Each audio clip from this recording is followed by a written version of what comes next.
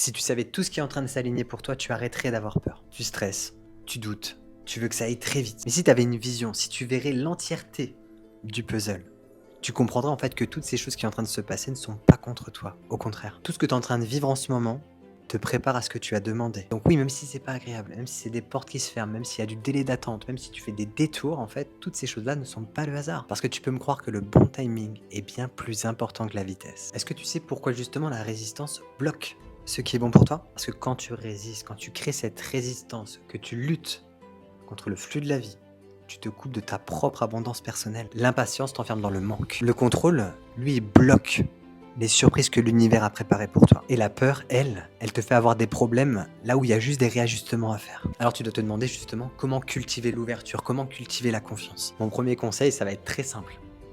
Respire et détends-toi.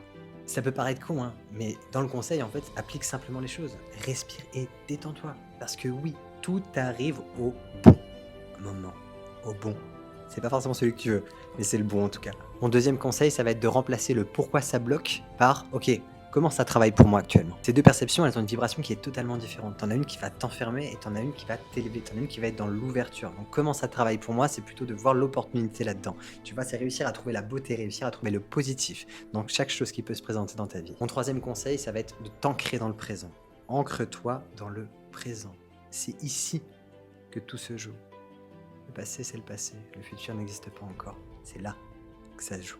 Et mon quatrième conseil, c'est reste aligné. Ce qui est fait pour toi viendra sans forcer.